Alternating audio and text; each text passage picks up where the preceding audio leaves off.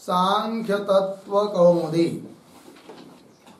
सांख्य तत्व कौमुदी ग्रंथ में पेज नंबर 230 और 230 पेज के ऊपर से 4 नंबर की पंक्ति है। तो देखिए, विशेषाणाम अवांतर विशेषम आह, ठीक है। तो पीछे 2 विभाग किए थे, विशेष और अविशेष। तो अविशेष बता दिया था पंचतन मात्राओं को और विशेष बताया था बाकी को।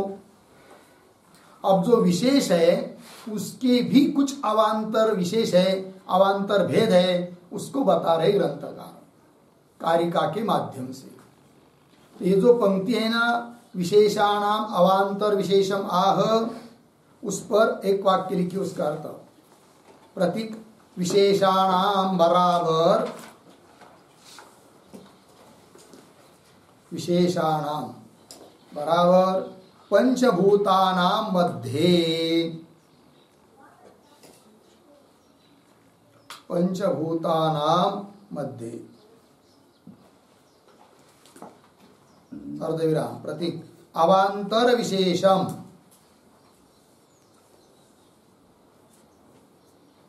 अवांतर विशेषम बराबर अवांतर भेदम, अवांतर भेदम त्रिविधत्वम आह इत्यर्थः।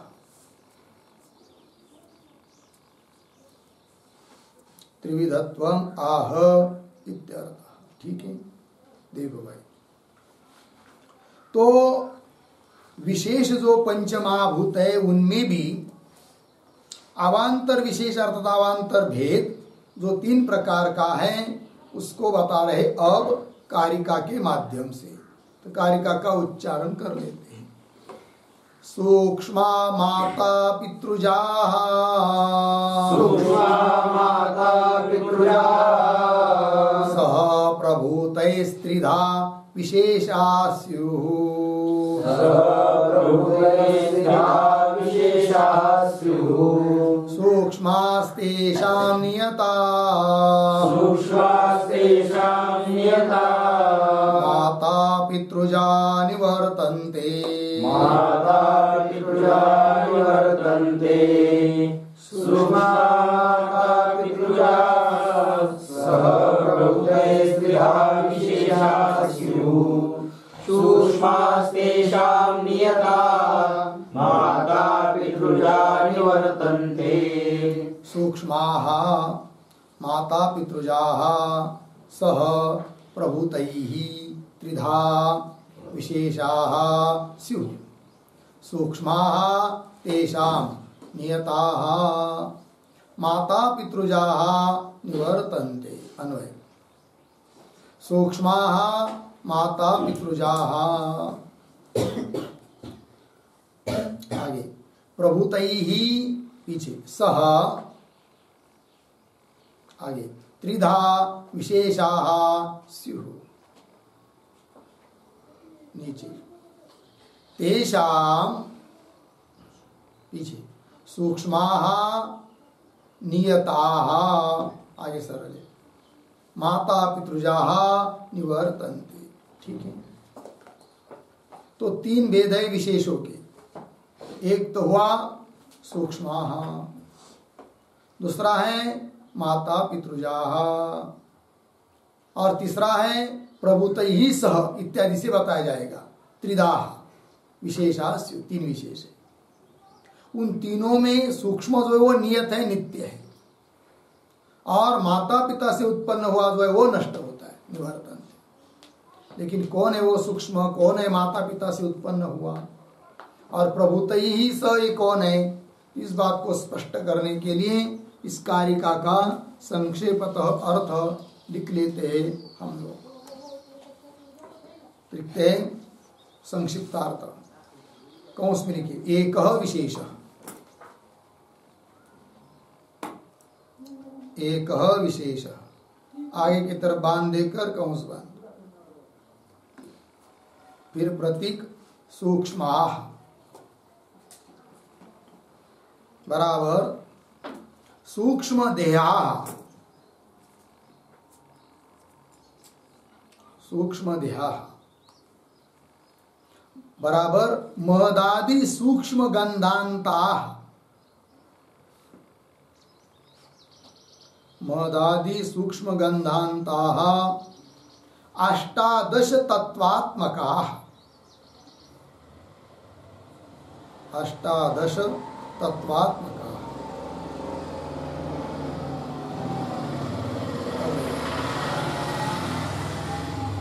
तत्र शांत घोर मूढ़ धर्मकाणी,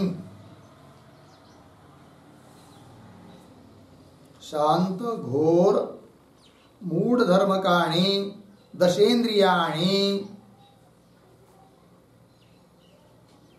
दशेन्द्रियाणि विशेषाः भवन्ति, विशेषाः भवन्ति। पूर्ण विराम। इंद्रिय घटितत्वात्, इंद्रिय घटितत्वात् अष्टादश तत्व समुदाय सूक्ष्मध्यः, अष्टादश तत्व समुदाय सूक्ष्मध्यः अपि अपि विशेष पदेन उच्यते,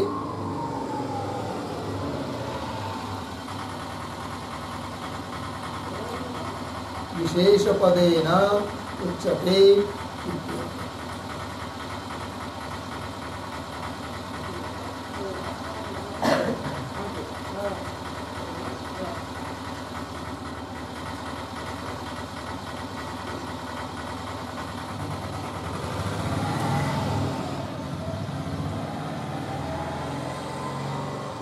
विशेष पदेन उच्यते इत्यर्थ। ठीक है, आगे चलिए।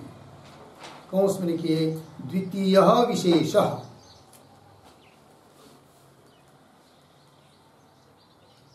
द्वितीय विशेष। आगे की तरफ बांध देकर कौंस बांध। प्रतीक माता पितृजाः,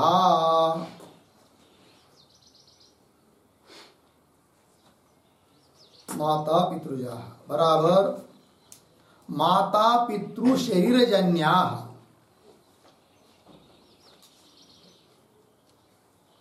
माता पितृ शरीरजन्याः पुत्रादि स्थूल शरीरनिष्ठाः,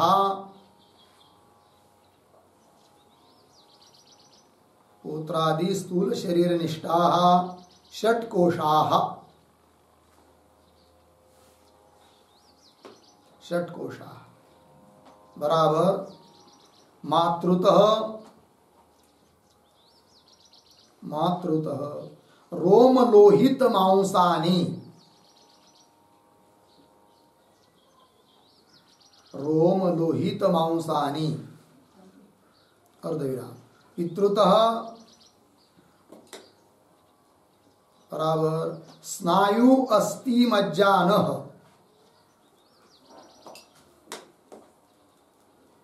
स्नायु अस्थि मज्जानः इति। पूर्ण विराम। कौंस में तृतीय विशेषः,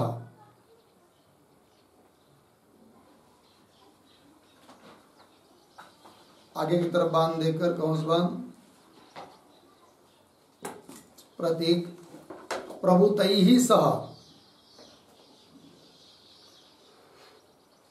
बराबर बाह्यानि सर्वाणि प्रभूतानि, बाह्यानि सर्वाणि प्रभूतानि बराबर पंच स्थूल भूतानि इति,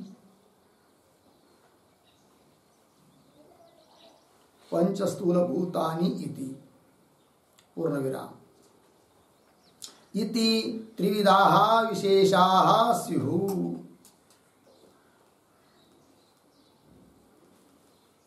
त्रिविधाः विशेषाः स्युः। पूर्ण विराम। ये अत्र त्रिविधानां मध्ये सूक्ष्माः, त्रिविधानां मध्ये सूक्ष्माः बराबर सूक्ष्म शरीरात्मकः विशेषः, सूक्ष्म शरीरात्मकः विशेषः। आगे प्रतीक नियतः, नियतः बराबर आदि सर्गात आरभ्य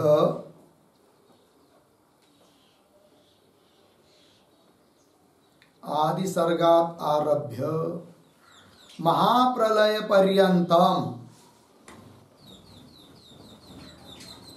महाप्रलय पर्यंतम प्रत्येकम,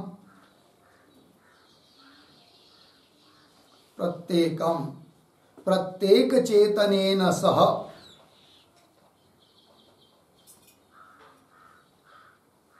प्रत्येक चेतनेन सह वर्तते, वर्तते पूर्णविराम। माता पितृजाः तु, माता पितृजाः तु षट्कोशाः, षट्कोशाः मरणे सति निवर्तन्ते, मरणे सति निवर्तन्ते अर्धविराम। पंचभूतानि तु बाह्यानि, पंचभूतानि तु बाह्यानि निवर्तनशीलानि सन्ति,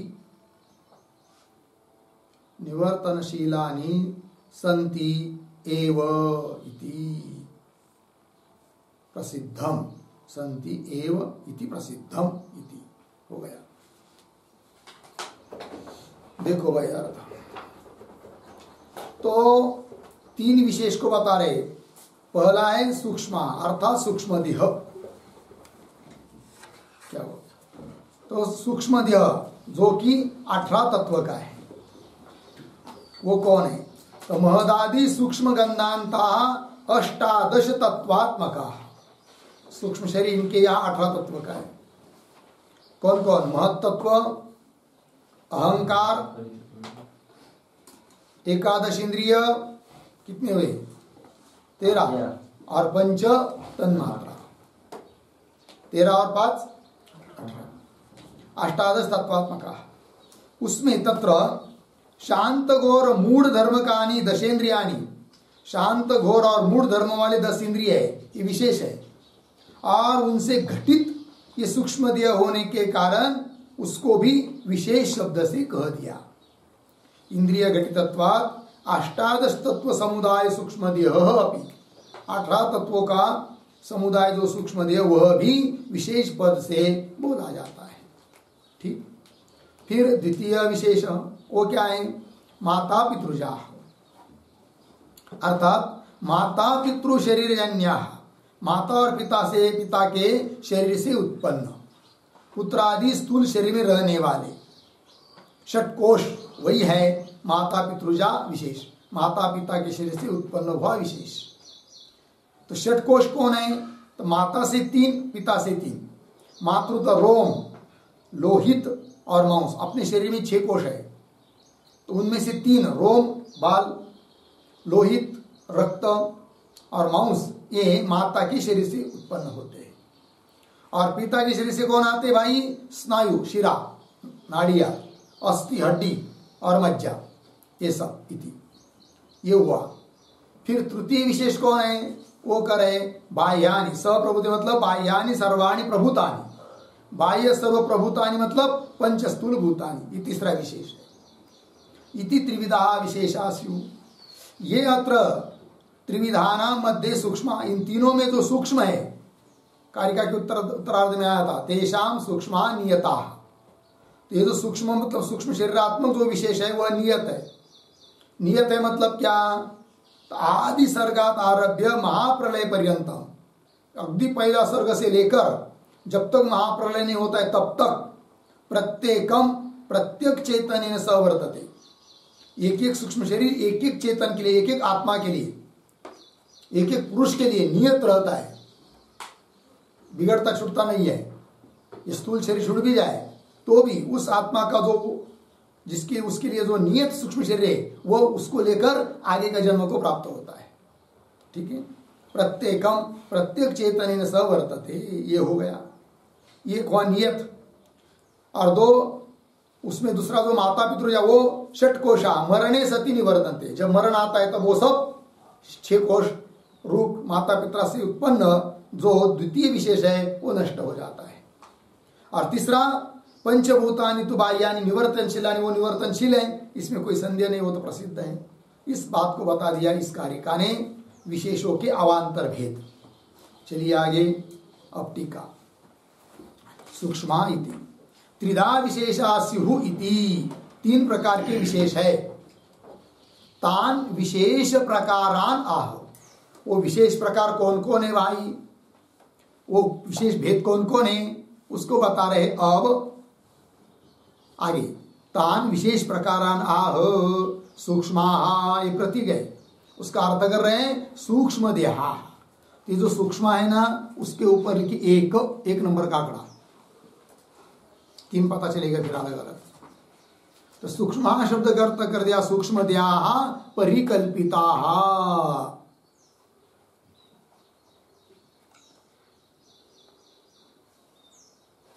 ठीक है, चलिए भाई, परिकल्पिता सूक्ष्म देहा परिकल्पिता,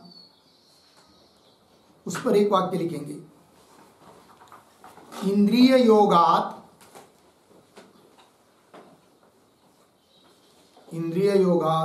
सूक्ष्म शरीरस्य अपि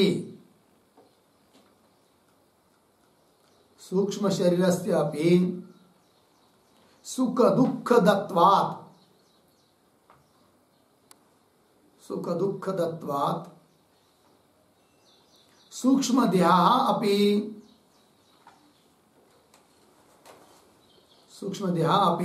विशेष पदेन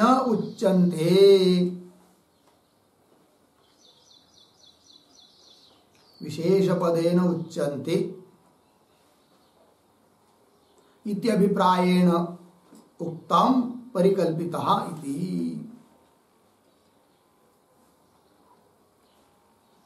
ठीक है, चलो भाई। तो इंद्रिय के योग से, इंद्रिय के संबंध के कारण सूक्ष्म शरीर भी सुख दुख देने वाला है, इसलिए सूक्ष्म देह को भी विशेष पद से कह दिया। और उस बात को बताने के लिए परिकल्पिता, सूक्ष्म देह परिकल्पिता, एक विशेष के रूप में ये बता दिया। आगे चलिए, माता पितृजा, इसके ऊपर लिखे 2 नंबर का आंकड़ा। माता पितृजा का अर्थ कर रहे हैं 60 कौशिका, मतलब षड्भिः कोशैः निर्मिता। 60 कौशिका, 6 कोशों से जो निर्मित है उसको कहते हैं 60 कौशिक। तो बता दिया वो 3 माता से 3 पिता से। और स्वयं ग्रंथकार कह रहे आगे, तत्र मातृतः, माता से, लोम लोहित मांसानि, लोम मतलब रोम, लोहित मतलब रुधिर रक्त, और मांस मतलब मांस। और पितृतः तो स्नायु अस्थि मज्जान, स्नायु मतलब शिरा नाड़िया नस, अस्थि मतलब हड्डी, और मज्जान मतलब सार। इति षट कोशाः, ये 6 कोश हुए। ये 3 पिता के शरीर के अंश से उत्पन्न होते हैं और पीछे वाले 3 माता के शरीर के अंश से उत्पन्न होते हैं। ये बात हो गई। आगे चलिए, आगे प्रकृष्टानि, इसके ऊपर लिखिए 3 नंबर का आंकड़ा। और प्रकृष्टानि इत्यादि जो पंक्ति चालू हो रही है उसके पूर्व में एक छोटा सा वाक्य, उद्धरण चिन्ह में, प्रभूतैः सह, उद्धरण चिन्ह बंद,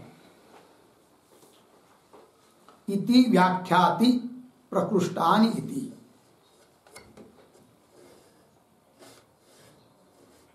प्रभूतैः सह इति व्याख्याति प्रकृष्टानि इति।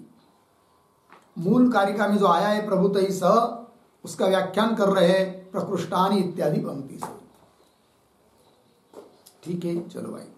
प्रकृष्टानि अर्थ कर रहे हैं महांति भूतानि, महान भूत अर्थात पंच महाभूत। ये तीसरा विशेष। भूतानी प्रभूतानि स्तयी, प्रभूतानि प्रकर्ष रूप से भूत है वो पंचमा भूत, तयी सह। ठीक है, आगे सूक्ष्म शरीरम एको विशेष, सूक्ष्म शरीर एक विशेष हुआ, माता पितृज द्वितीय और महाभूतानि तृतीय। आगे महाभूत वर्गे च घटादि नाम निवेश इति। अब घटपट इत्यादि इसका अंतर्भाव किसमें करोगे? तब कह रहे महाभूत वर्ग के अंतर्गत ही आ जाते वो सब। कौन? घटपटादि वस्तु। तो महाभूत वर्गे च घटादि नाम निवेश संग्रह बोध्य। ठीक है, ये बात हो गई। आगे चलिए, सूक्ष्म माता पितृजयो हो देहयो हो विशेषम आह। अब इन तीन विशेषों में से जो दो विशेष है, एक सूक्ष्म शरीर और दूसरा माता पिता से उत्पन्न हुआ यह स्थूल शरीर, इनका क्या वैशिष्ट्य है? इस बात को कारिका के उत्तरार्ध से बताया जा रहा है। वही बात बता रहे यहां पर टीकाकार। तो सूक्ष्म एक हुआ और माता पितृज दूसरा हुआ, द्विवचन। सूक्ष्म माता पितृजयो हो देहयो हो, उन दो देहों में विशेषम का अर्थ वैलक्षण्यम, विलक्षणता। आह कह रहे हैं सूक्ष्मास्तेषा इत्यादि पंक्ति से, कारिका के उत्तरार्ध से। तो पंक्ति देखिए, सूक्ष्मास्तेषाम विशेषाणाम मध्य ये ते नियताः, नियता का अर्थ कर रहे हैं नित्याः। ठीक है, तो कैसा पढ़ेंगे इनको? तेषाम विशेषाणाम मध्य ये, फिर पीछे आइए सूक्ष्माः, मिला ना? तेषाम विशेषाणाम मध्य ये, पीछे सूक्ष्माः, आगे ते नियताः। उन विशेषों में जो सूक्ष्म है वे नियत है। नियता शब्द का अर्थ कर रहे हैं नित्याः। नित्य मतलब क्या भाई? तो नित्याः के ऊपर एक वाक्य लिखते हैं, आदि सर्गात आरभ्य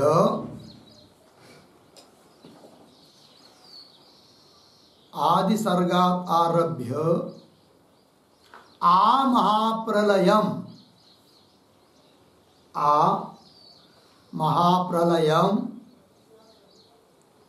आत्मना सह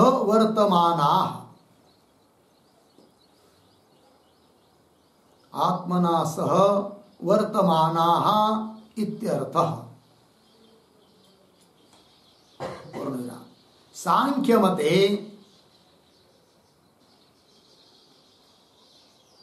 सांख्यमते चेतनस्य यावत् न मुक्ति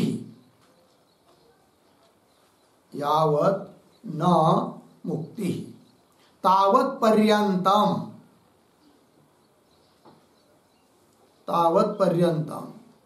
एकैकस्य सूक्ष्म शरीरस्य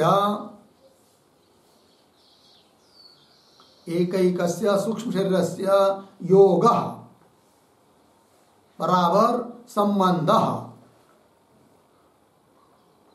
नियतः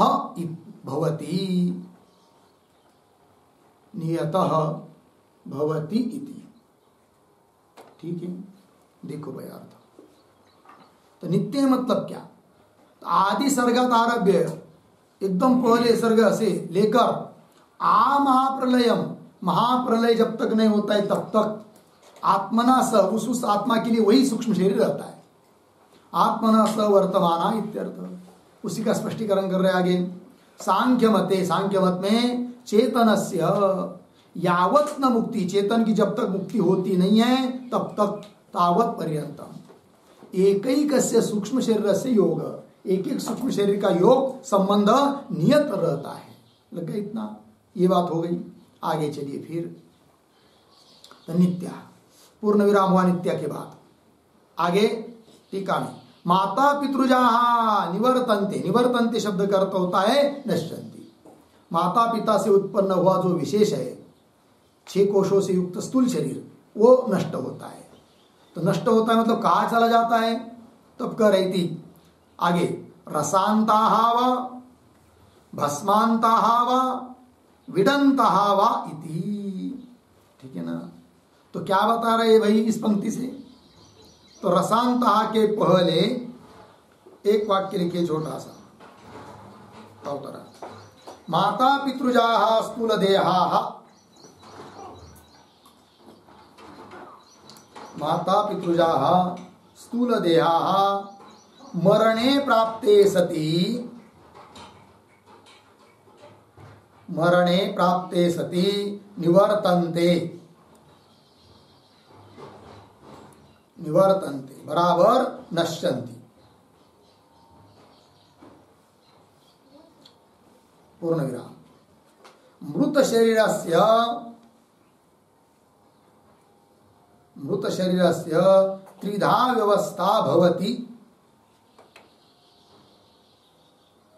त्रिधा व्यवस्था भवति इति आह रसान्ताः इति। रसान्ताः इति पूर्ण विराम। रसान्ताः बराबर रसा, रसा बराबर पृथ्वी मृद अर्धविराम। सा एव अंतः, सा एव अंतः तिरोभावः, तिरोभावः परिणामः येषां, परिणामः येषां ते, ते पृथ्वी भावापन्नाः इत्यर्थः।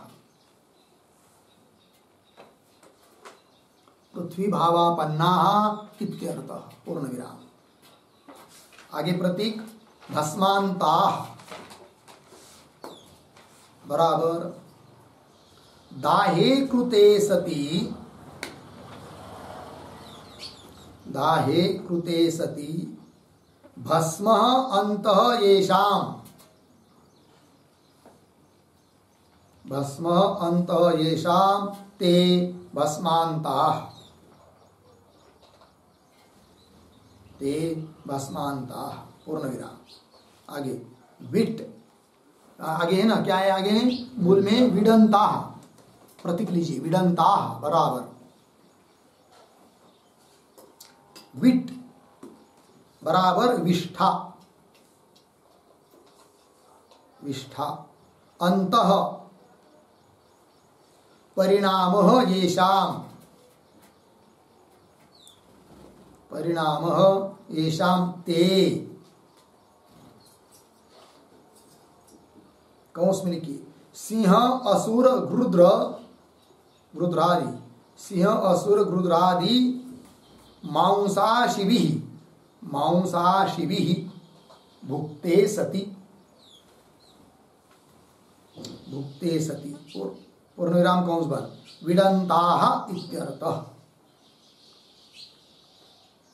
ठीक देखो भाई अर्थ तो कह रहे हैं माता पितृजाः स्थूल देहा, माता पिता से उत्पन्न स्थूल देह मरणे प्राप्ते सति निवर्तन्ते, मृत्यु आने पर निवृत्त हो जाते हैं। मृत शरीर से त्रिधा व्यवस्था, तीन प्रकार की व्यवस्था, तीन प्रकार की गति होती है मृत शरीर स्थूल शरीर की। वो कौन कौन है? एक है रसांताः, दूसरी भस्मान्ताः, तीसरी विडंताः। मतलब ये शरीर एक तो रसा, रसा शब्द का अर्थ होता है पृथ्वी मिट्टी, तो साएव अंत तिरोभाव परिणाम येषां, तो मिट्टी में गिर गया और किसी ने उठाया नहीं, वैसा ही पड़ा रहा, तो धीरे धीरे धीरे धीरे उस शरीर की क्या हो जाती है? मिट्टी हो जाती है, तो तिरुप बन जाता है वो। तो वही कह दिया, तो विड़ा ये क्या कह दिया? रसांता तिरोभाव परिणाम येषां, ते पृथ्वी भावापन्न हो जाता है एक शरीर, एक बात। दूसरा है भस्मांता, वो कैसे? समझ लीजिए इस शरीर को मरने के बाद जला दिया, दाहे कृते सति भस्म अंत येषां, भस्म ही बच जाता है अंतिम में जिसका, ते भस्मांता, तो भस्मांत भस्म में परिणाम परिणत हो जाता है ये स्थूल शरीर। तीसरा है विडंता, विड शब्द का अर्थ होता है विष्टा, वही है अंतिम परिणाम जिसका, उसको कहेंगे विडंता।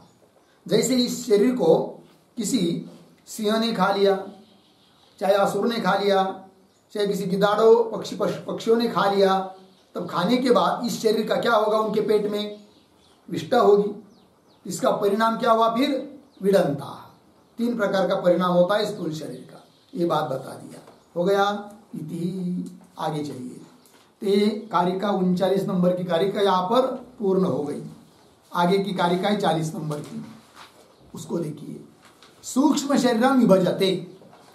अब विशेष बता दिया। अब सूक्ष्म शरीर, उन तीनों में से जो एक है सूक्ष्म शरीर, उसका विभाग कर रहे हैं। कारिका का उच्चारण कर लेते हैं।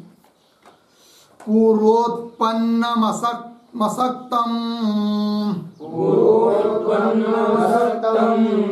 नियतम महदादि सूक्ष्म पर्यंतम संसरति निरुपभोगम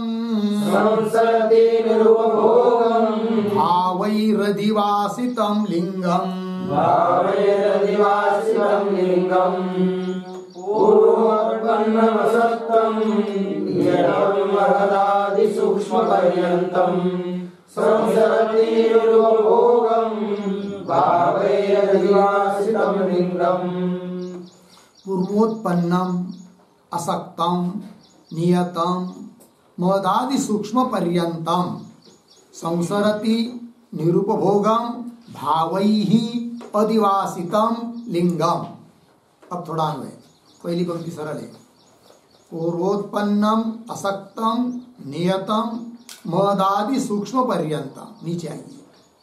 भावैहि अधिवासितम, पीछे निरुपभोगम, आगे लिंगम, फिर संसरति। ठीक है। तो लिंगम संसरति, लिंग का संसरण होता है, एक जन्म से दूसरे जन्म को चला जाता है। ठीक, कैसा है वो लिंग, उसके कुछ विशेषण दिए हैं यहाँ पर।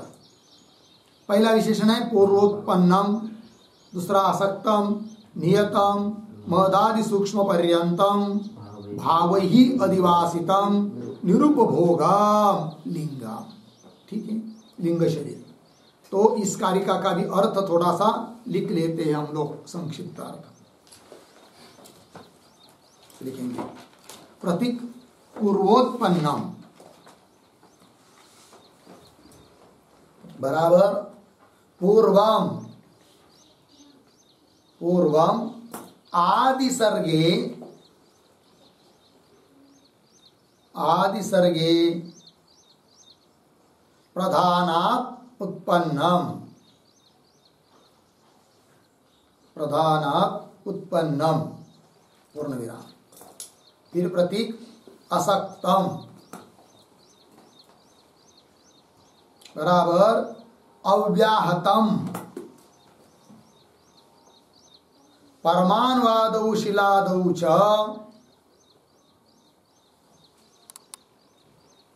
परमाणुवादौ शिलादौ च प्रवेश समर्थम,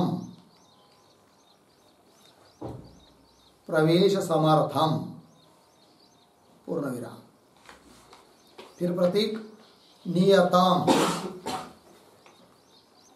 नियतम बराबर आदि सर्ग महाप्रलय पर्यंतम, आदि सर्ग महाप्रलय पर्यंतम प्रत्यकेन आत्मना, प्रत्यकेन आत्मना सह सह नियमेन स्थितिशीलम, नियमेन स्थितिशीलम मुक्त्यवधिकम च, मुक्त्यवधिकम च पूर्ण विराम। आगे प्रतीक महदादि सूक्ष्म पर्यंतम, महदादि सूक्ष्म पर्यंतम बराबर महत्तत्वम आरभ्य, महत्तत्वम आरभ्य सूक्ष्म तन्मात्रा पर्यंतम, सूक्ष्म तन्मात्रा पर्यंतम बराबर महत् अहंकार, महत् अहंकार एकादशेन्द्रिय एकादशेन्द्रिय पंचतन्मात्र पर्यंतम, पंचतन्मात्र पर्यंतम अष्टादश पदार्थ विनिर्मितम, अष्टादश पदार्थ विनिर्मितम इत्यर्थः। पूर्ण विराम। फिर आगे प्रतीक भावैहि अधिवासितम,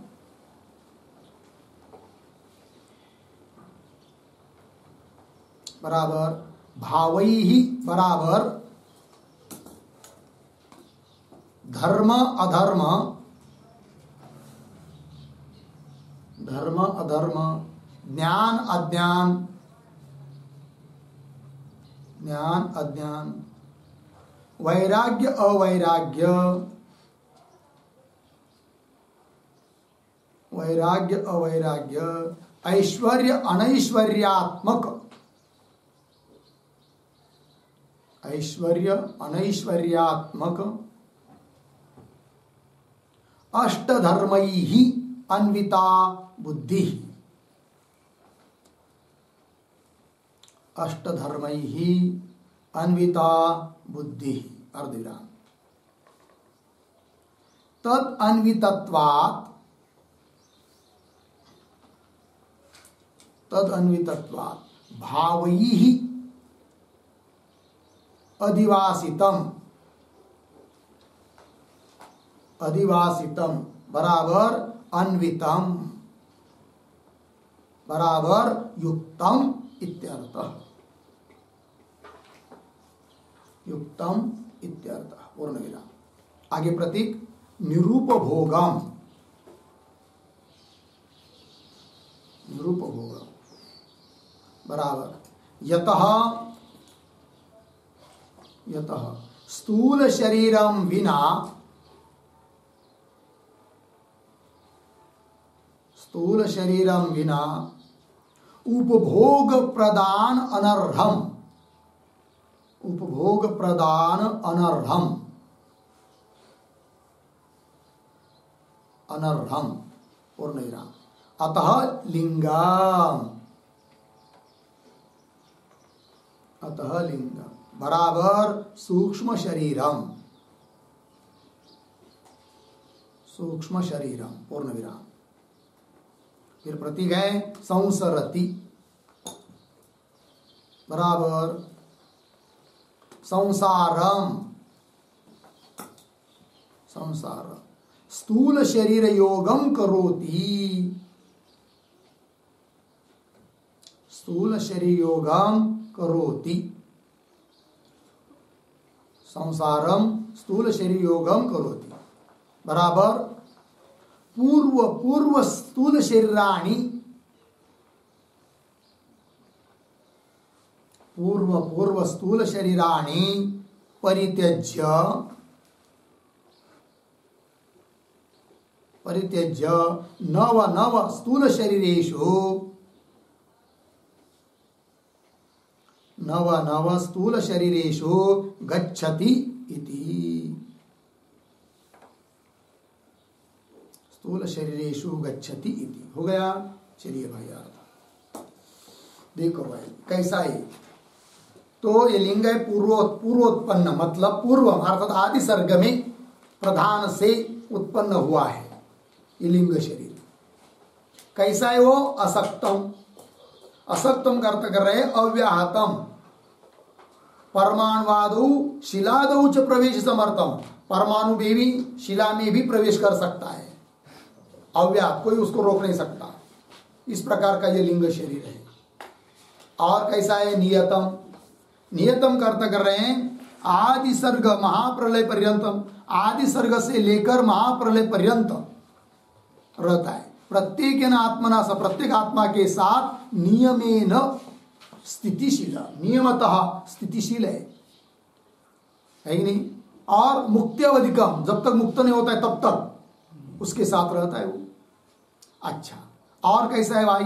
तो कह रहे महदादि सूक्ष्म पर्यंतम, उसका स्वरूप महत्त्व से लेकर 18 है ना उसमें, तो महत्त्व आरभ्य सूक्ष्म तन्मात्रा पर्यंतम, अर्थात कौन कौन? महत्त्व, अहंकार, एकादश इंद्रिय और पंच तन्मात्रा पर्यंतम 18 पदार्थों से निर्मित है। कौन? यह सूक्ष्म शरीर, लिंग शरीर। फिर आगे करे भाव ही अधिवासितम। भाव कौन? तो भाव शब्द का अर्थ कर रहे हैं धर्म, अधर्म, ज्ञान, अज्ञान, वैराग्य, अवैराग्य, ऐश्वर्य, अनैश्वर्य, ये सब धर्म, अष्टधर्म है। उनसे अन्वित है कौन? बुद्धि। और बुद्धि से अन्वित है, युक्त है कौन? ये लिंग शरीर। इसलिए उसको कह दिया भाव ही अधिवासित। तद अन्वितत्वात् भाव ही अधिवासितम अन्वितम युक्तम। ठीक, आगे और कैसा है भाई? यह निरुपभोगम, मतलब यत जिस कारण से कि स्थूल शरीरम विना उपभोग प्रदान अनर्रम, स्थूल शरीर को लिए बिना उपभोग उसको होता नहीं है, लिंग शरीर को। ठीक है, इसलिए उसको कह दिया निरुपभोगम। तो स्थूल शरीरम बिना उपभोग प्रदान अनर्रम, इसलिए तो उसको कहते लिंग अर्थात सूक्ष्म शरीर। और वह संसरती, मतलब संसारम, स्थूल शरीर योगम करोति, संसार को करता है, मतलब स्थूल शरीर के साथ संबंध करता रहता है। मतलब कैसा? तो पूर्व स्थूल शरीरानि परित्यज्य नव नव स्थूल शरीरेषु गच्छति। जैसे इस समय स्थूल शरीर में प्रवेश कर लिया है वो, तो जब तक ये स्थूल शरीर रहता है तब तक उसमें है। स्थूल शरीर मर गया तो उस स्थूल शरीर को छोड़ देता है, नया दूसरा स्थूल शरीर को धारण कर लेता है, फिर उसको छोड़ता है, पुनः नया शरीर को धारण करता है। ऐसा करता रहता है, संसरण करता रहता है। कौन? यह लिंग शरीर हो गया जी। चलिए अब इसकी जो तत्व कौमुदी टीका है उस पर जाएंगे। पूर्वोत्पन्नम इति, तो प्रतीक है पूर्वोत्पन्नम, उसका अर्थ कर रहे प्रधानेन, मतलब मूल प्रकृति, उससे आदि सर्गे, सर्ग के आरंभ में प्रति पुरुषम, प्रत्येक पुरुष के लिए एकैकम उत्पादितम, उत्पादितम करता है प्रगटीकृतम, एक एक पुरुष के लिए एक एक प्रकट हुआ है यह लिंग शरीर। ठीक है, फिर आगे कर रहे असक्तम, प्रतीक है असक्तम का अर्थ कर रहे अव्याहतम, मतलब शीलाम अपि अनुप्रविशति, अव्याहत है कि नहीं? अव्याहतम, इसकी उत्पत्ति लिखे थोड़ी। अव्याहतम बराबर न विशेषतः, न विशेषतः आसमन्तात्, आसमन्तात् सर्वत्र हतम, सर्वत्र हतम बराबर कुंठितम भवति। अर्धविराम। अछिद्रे अपि प्रवेशशीलम, अछिद्रे अपि प्रवेशशीलम इति भाव। ठीक, देखो भाई अर्थ अव्याहतम का अर्थ करे न कान्वय भवति के साथ विशेषतः आसमन्तात्, समस्त सभी जगह, सर्वत्र हतम मतलब कुंठितम न भवति, कहीं पर भी कुंठित नहीं होता है, उसकी गति को कोई नहीं रोक सकता है, कहीं पर भी प्रवेश कर सकता है। अछिद्रे भी, जिसको छिद्र नहीं है, ऐसे शिलादि पदार्थों में भी प्रवेश करने का सामर्थ्य उसमें होता है। अछिद्रे भी प्रवेशशीलाम इति भाव हो गया।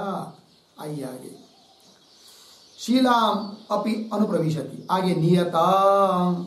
ठीक है, नियतम का अर्थ कर रहे भाई आ च आदि सर्गा, आ च महाप्रलयात अवतिष्ठते, ये नियत है। आदि सर्ग से लेकर महाप्रलय तक रहता है, यही उसकी नियतता है। आ आदि सर्गा, ये सब क्या है भाई? उस पर एक वाक्य लिखेंगे। बहूनाम महासर्गानाम, बहूनाम महासर्गानाम यह आदि ही महासर्ग, आदि ही महासर्ग, तस्मात् अर्धविराम, फिर आगे आ बराबर आरभ्य, आ बराबर आरभ्य, पूर्ण विराम, आगे महाप्रलयात आ, महाप्रलयात आ बराबर अभिव्याप्य, अभिव्याप्य बराबर पर्यंतम अवतिष्ठते, अवतिष्ठते बराबर सहचरति इति, सहचरति इति। ठीक है जी, देखो भाई तो बहुणाम महासर्गाणाम, यह आदि अनेक महासर्गों में जो आदि पहला आदि महासर्ग, तस्मात आ मतलब आरभ्य, दो आया है बीच पंक्ति में, ये क्या है, आज आदि सर्गा, वहां पर आकार थे आरभ्य मतलब आदि सर्गात आरभ्य, ऐसा उस अर्थ है।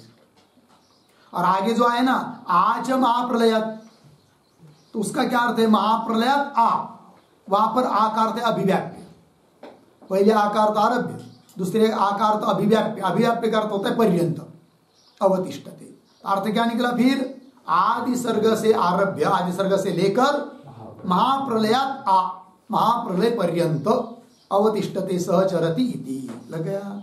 चलिए भाई